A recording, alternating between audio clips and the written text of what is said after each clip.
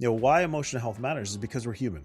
And when you suppress or deny a part of yourself, you actually lead to what could be disastrous effects down the road. Welcome to the Dad Central Show, the podcast that helps overwhelmed dads conquer stress, build confidence, and become the father their family brags about. Join Drew Solon, a leadership coach and father of 5, and Ed Gow Jr., a fatherhood advocate and contributor to the Good Men Project, as we guide you through the journey of fatherhood. We'll show you how to connect deeply with your family, manage your time and energy better, and master tools to become the dad you want to be. Let's get started.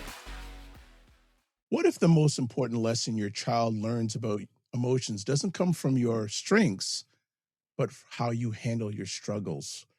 Research consistently shows that children develop emotional intelligence not primarily through instruction, but through relationships. Studies on emotion coaching and attachment found that children whose parents acknowledge emotions, help label feelings, and model healthy coping tend to develop stronger emotional regulation, better social skills, and greater resilience. The encouraging news: parents don't need to be emotionally perfect. Yay! Research suggests that what matters is not perfection, but, quote, good enough, unquote, parenting, being present, responsive, and willing to repair when mistakes happen.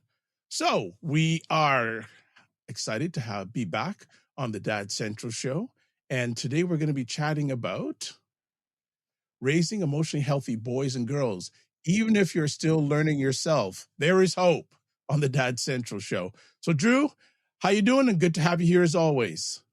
Thanks, Ed. Doing pretty well, and great to have these conversations. Great to explore topics that maybe haven't always been explored in fatherhood, and obviously to add some value to anyone who's listening. So thanks for joining us. If you're a listener, if you're a new listener, we're really excited to have you, and we hope you take something that you can apply immediately, because that's ultimately our goal. We want to help you in the most challenging role you'll ever have, which is fatherhood. How are you, Ed? I'm outstanding. Really, we are finally getting, I guess, spring, summer like weather. So, though the last few days when we're recording this have been a little cool, but the fresh air is nice. So, I haven't had to use the air conditioning that much yet.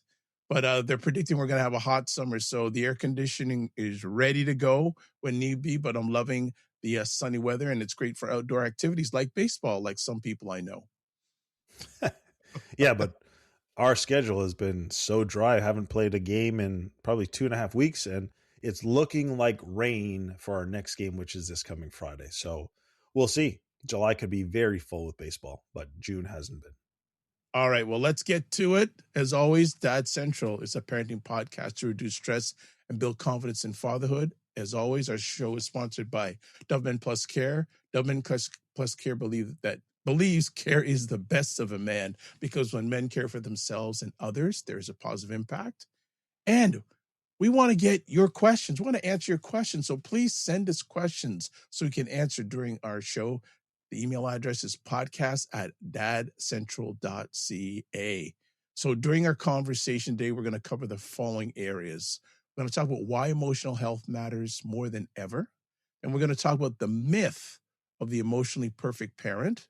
Then we're going to talk about 5 ways to raise emotionally healthy boys and girls. And then what we're going to do is just close it off with what emotional health looks like at different ages. And then the gift of growing alongside your child. So, Drew, let's kick it off with segment 1. We're going to talk about why emotional health matters more than ever. Well, there are probably many reasons we could talk about, but I think the reality is the world that we live in is stressful. We're bombarded with thousands of messages every day through the screens that are a daily part of just life. There's unfortunately, as a result of these screens and the social media, there's a lot of peer comparison. There's a lot of uncertainty, and of course, there's a lot of volatility just in the world that we now have access to, whereas before we wouldn't have seen it. So there's a lot that goes on that we are dealing with on a daily basis as parents, obviously, but children are not immune to that because they're with us. They're experiencing the world along with us, but they haven't developed. Their brains haven't developed yet, and so they need us. to be able to help them navigate it and manage the emotions that stress and the world will create in us. So those are some of my thoughts. Anyways, you want to talk about the foundation or what emotional health is the foundation for?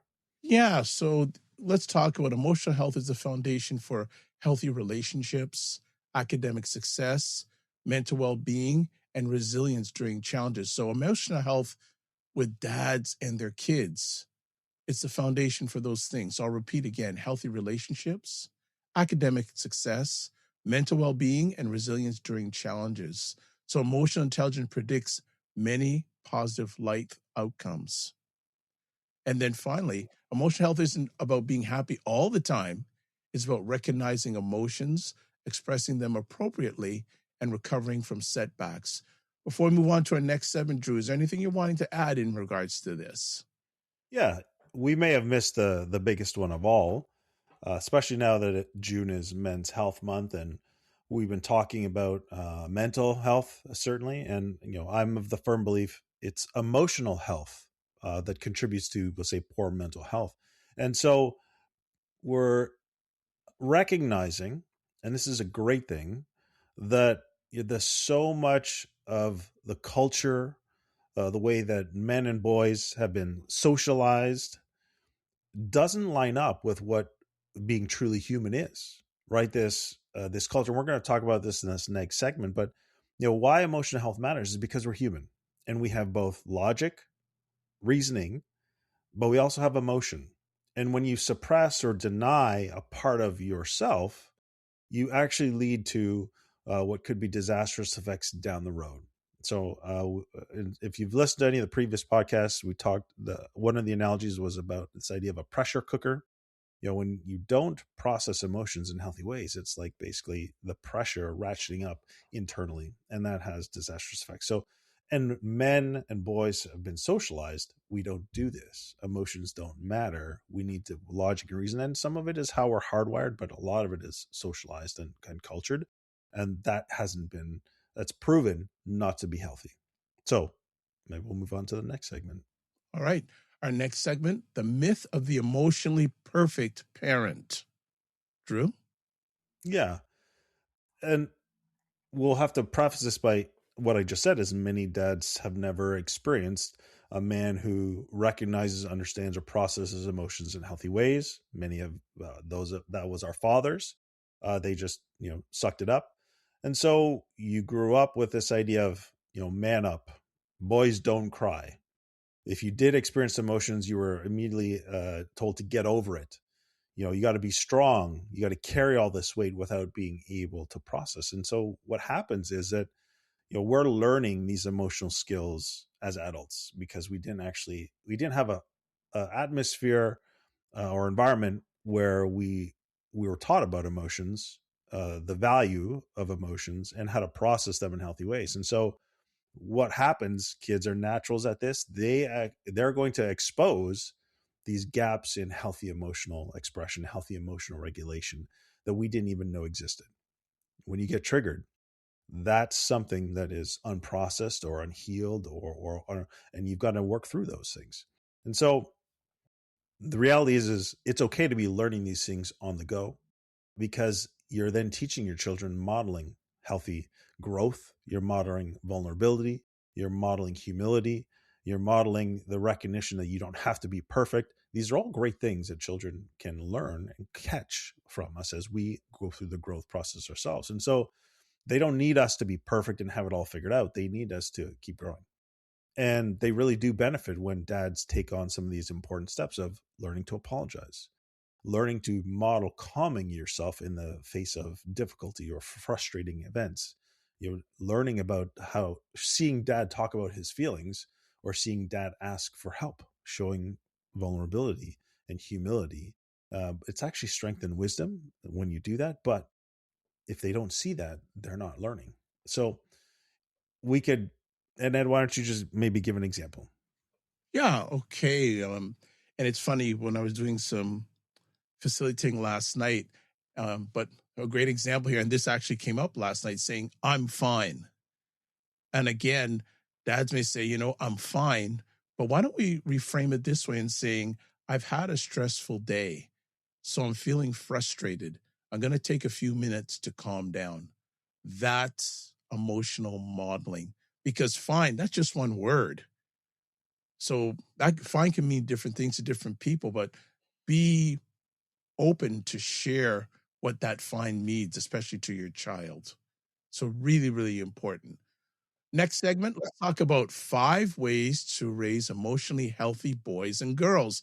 And Drew's an expert at this because he's got boys and girls in his house. So this is right up his alley. So true. So true. I'm putting you on the hot seat. Go for it, man. Yeah. Thanks, Ed. Appreciate that. I'm an expert at making mistakes, but learning from those mistakes is what I'd say. So, I'm a learning just along with everyone else. So the goal here is that we learn together and we grow together. So anything that I have learned, it's been because I've made that mistake first, and I want to pass on how I've been able to work through it, because that's ultimately where kids need. How do we keep working through it? I want to also take one quick step back. Is, we're presuming, we'll say, that dads may have the ability to actually recognize what they're feeling and then be able to come up with the actual naming word for it. I find, dads say I'm fine because they don't have the words or the recognition of what's actually going on with them.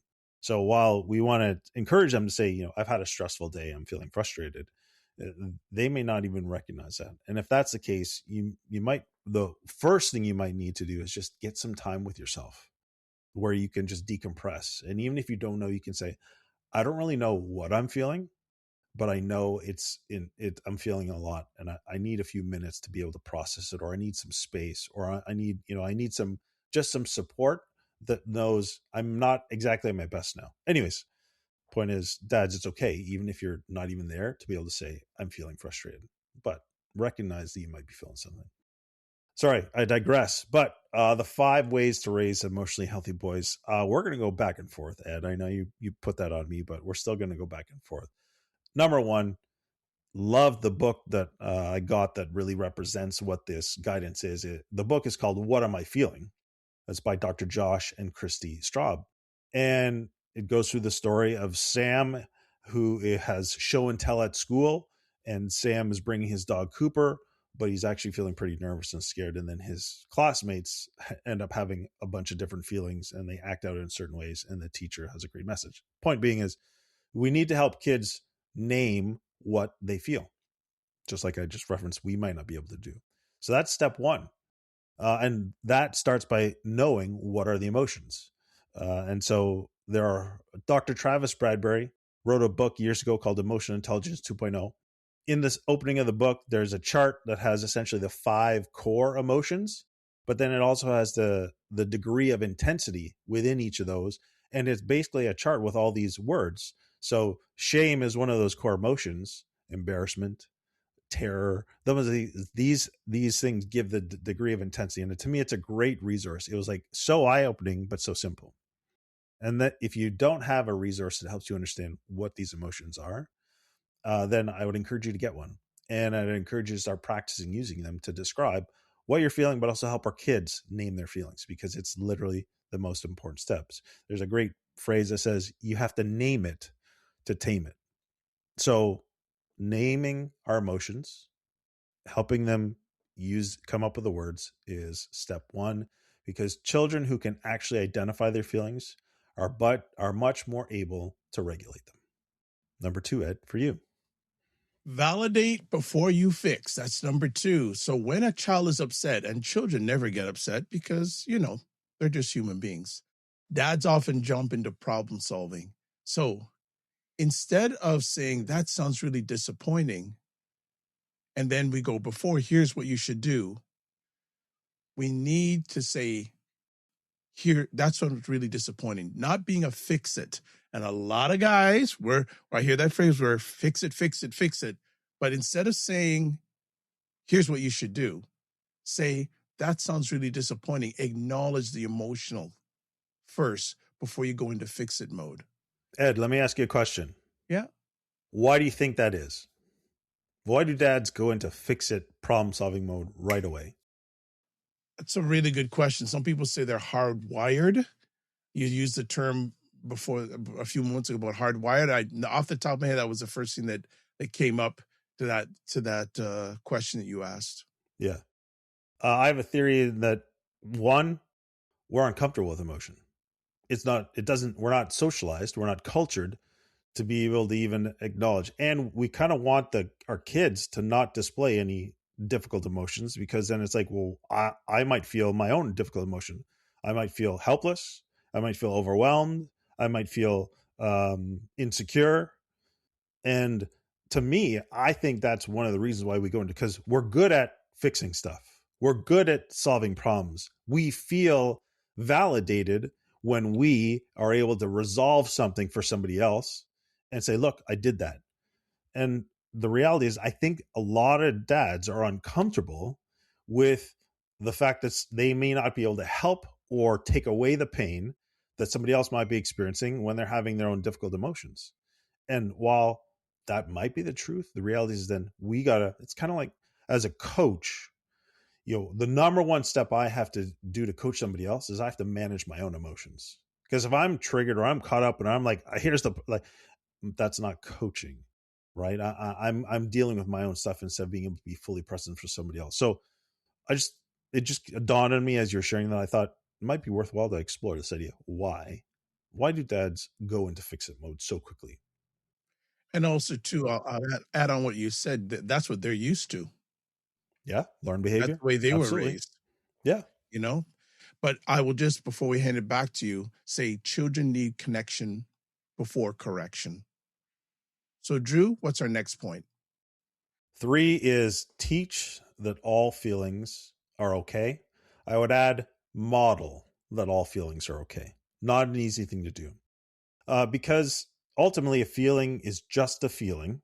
It's not in control of you. It's a line from Dr. Josh and Kirsty Straub's book. Okay. But the problem is we label emotions as good or bad, right? And we're talking about this idea of anger. Men have been chastised or worse because of anger, and anger's not a bad emotion. We have anger for a reason, because something wrong has happened. So in that case, anger is another emotion. It's how we express or deal with that could translate into why it's bad. And so anger, sadness, fear, grief, joy, they're just emotions. And so it's okay to be angry, but it's not okay to take your anger out on somebody else in a destructive way. It's okay to be sad, but it's not okay to continue to perpetuate destructive, negative thoughts because you feel sad. So don't judge the emotion. The emotion is the emotion. It's how do we then work through, recognize, right? So you don't have to be afraid of difficult emotions. We need to know that they're feelings and we need to feel them, but we can always move through them.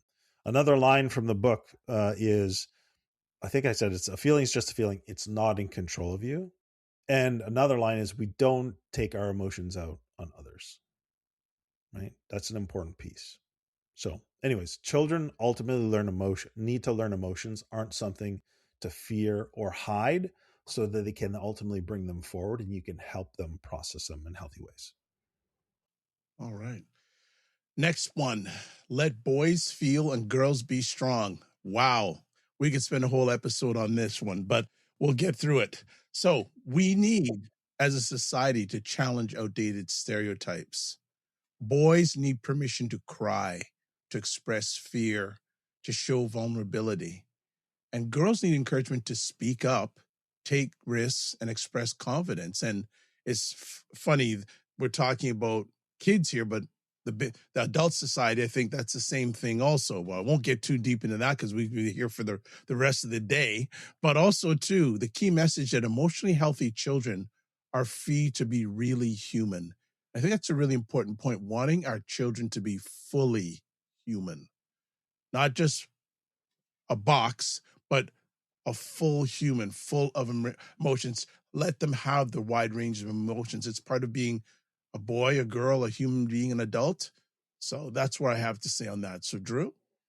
Yeah, and I agree. Last I checked, our brains are the same.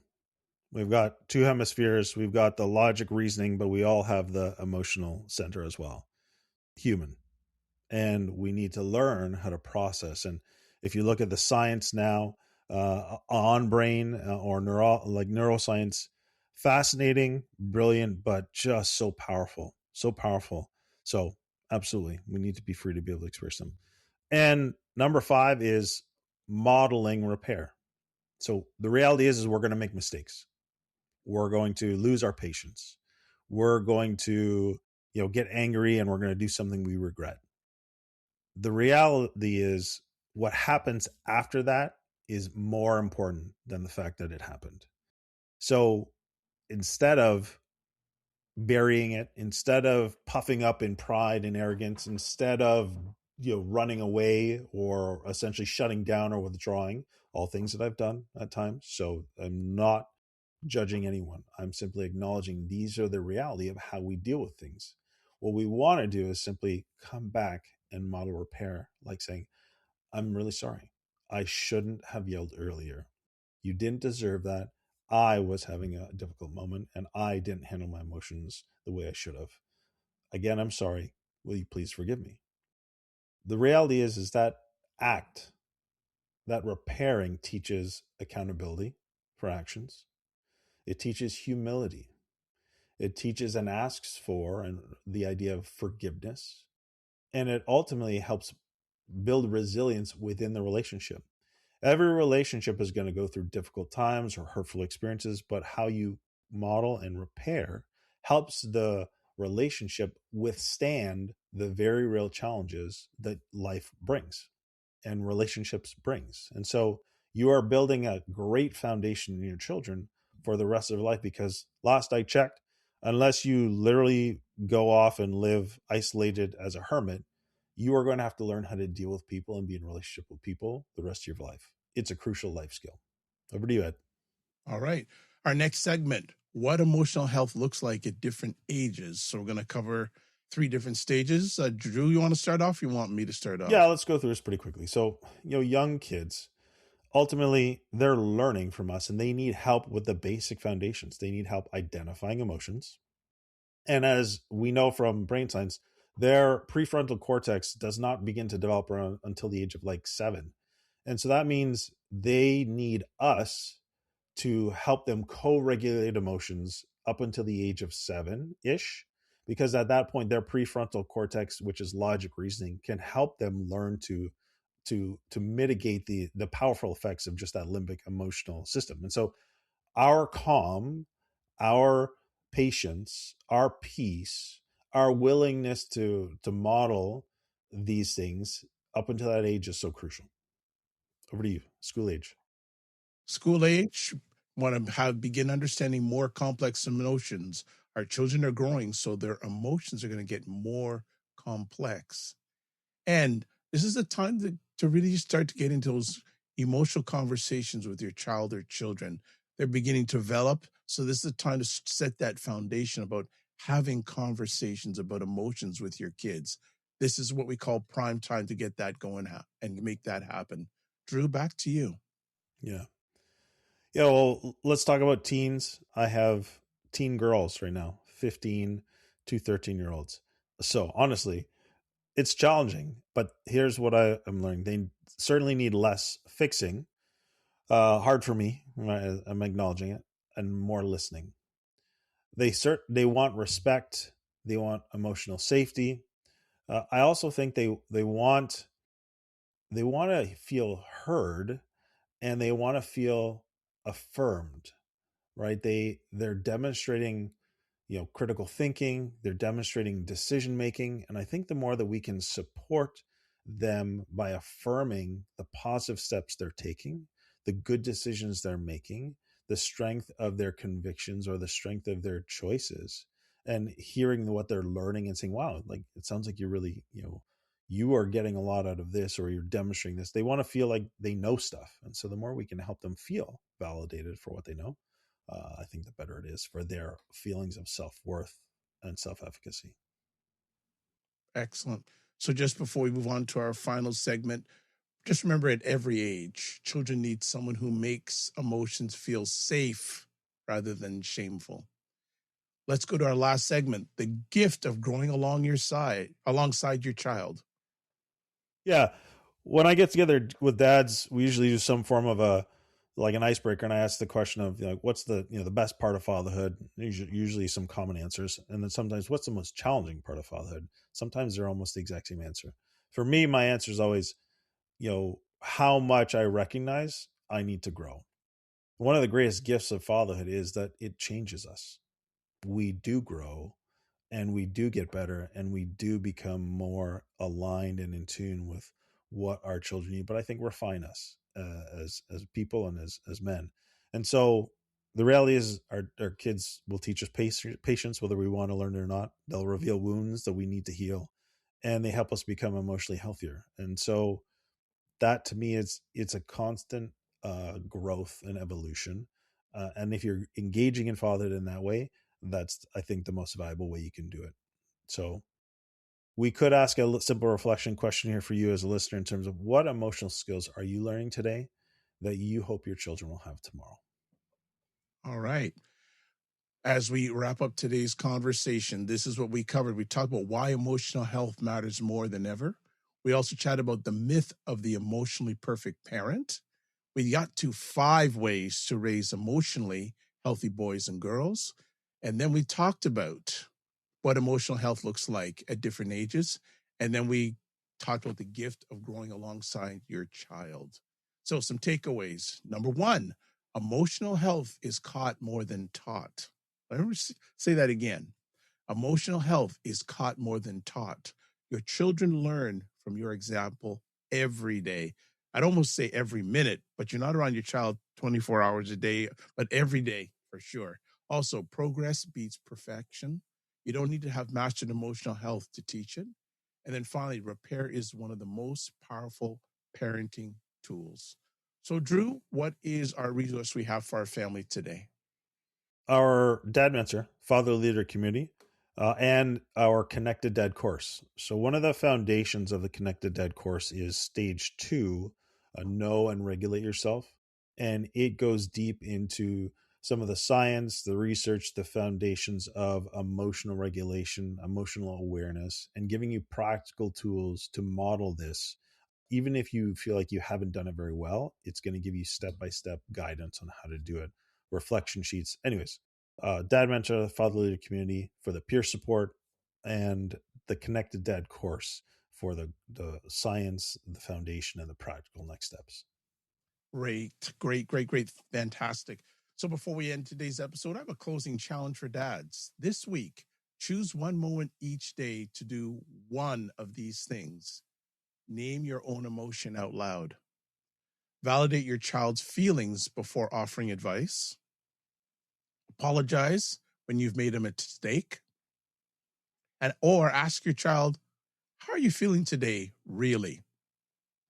The importance is because raising emotionally healthy children doesn't start with becoming a perfect parent. It starts with becoming a willing one. So definitely pick one of those and contact us. Tell us how it worked out. So as always, I'd like to say thank you for spending the most important thing, your time, hanging out with us during this episode of the Dad Central Show.